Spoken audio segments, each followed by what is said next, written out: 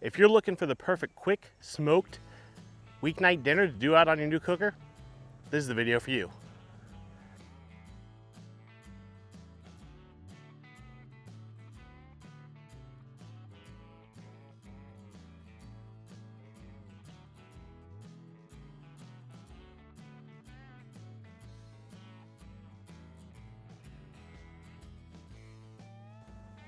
Hey guys, I am Steve from Cookout Coach. We're here to help you take your barbecue to the next level no matter what you need. Today what we've got is a classic on the smoker, smoked meatloaf. Who doesn't love meatloaf as one of the all-time greatest comfort foods that you can get? How do you improve on an American classic like the meatloaf? Well, that's pretty easy to me. You add some smoke to it, you cook it outside and let the grill magic happen.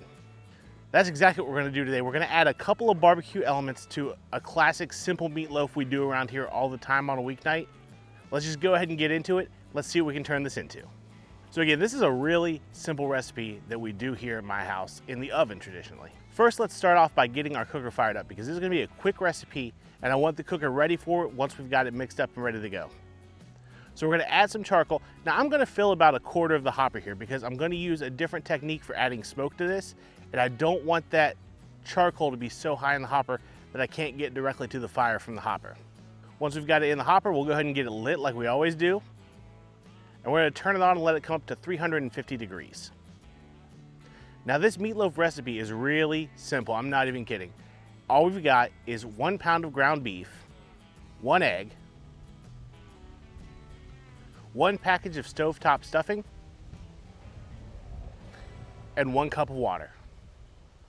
Now to this, to get that barbecue aspect, we're going to add about a tablespoon of Cosmos Q Dirty Bird and about a tablespoon of Cosmos Q SPG. Now it's worth noting here that most of your flavor here is gonna come from that package of stovetop. It's already got all the stuffing seasonings in it, but we're going to amplify that a little bit with these extra barbecue seasonings. At that point, you just want to get your hand in there and mix everything around. Everyone always says don't over mix it. Basically, I like to mix it until you feel that those breadcrumbs have rehydrated a little bit and they're a little bit soft now. At that point, we're going to take some cooking spray and spray down a loaf pan. Now we're not going to cook in this loaf pan, but we're going to use this loaf pan to form this meatloaf up. So once we're sprayed down good with cooking oil, we'll just put the meatloaf in there and form it to the pan. It's in there good. We're gonna place it in the freezer for just about 5 minutes, just enough to get it to stiffen up.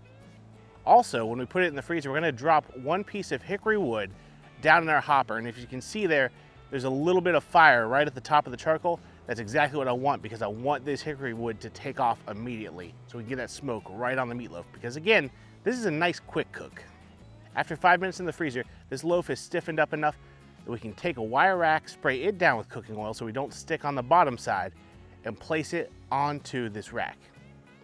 It's worth noting here that if you get some resistance of your meatloaf coming out of the pan, it's no big deal. Just get in there a little bit and start the process with your hand, and as you do, the rest of it will come on out. At the end of the day, you might have to form it back up a little bit like I did here, but that's no big deal. And now it's straight onto the char-griller Gravity 980. We're gonna put this meatloaf to bed and check on it at the 45-minute mark. You wanna make sure, since this is ground beef, that you bring it to 165 for full pasteurization to make sure nobody gets sick. Now this meatloaf today took about 1 hour and 10 minutes to hit 165, but it is looking beautiful. Now in my house, I like sauce on meatloaf, my wife doesn't, so we compromise, and I'm going to glaze half of this meatloaf with Cosmos Q maple bourbon rib glaze, just to add a hint of sweetness to it. Another 5 minutes on the cooker to set, and we're ready to go.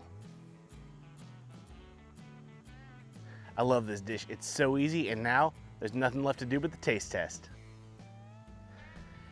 Here we go. Let's see how this came out.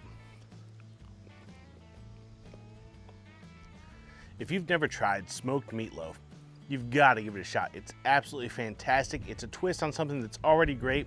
We're just adding a little bit of a barbecue note to it, some smoke. It just really kicks it up to that next level. Basically, this is exactly like the meatloaf we'd make inside in the oven, but with the Dirty Bird and the SPG added to it. You could tell there was something else there. The hint of smoke was definitely there, but not overpowering at all. It was the perfect amount. And then when it comes to sauce on a meatloaf, whether you're a ketchup sauce, a gravy, or in this case, we glazed it with that maple bourbon rib glaze. Make it your own, do whatever you want. Today, that was really nice. It's just a hint of that sweetness on the very top of this meatloaf, and it just pairs really well with it.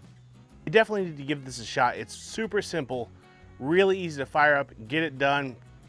We're talking an hour to get this thing cooked. And if you wanted to bump the temperatures and play with it, I mean, it's meatloaf, it's ground beef, it can handle it if you needed to get it done quicker. But definitely take it to 165 so it's safe, because it is ground beef. And this is one of those recipes you can really play with and make your own, and I absolutely recommend that you do that.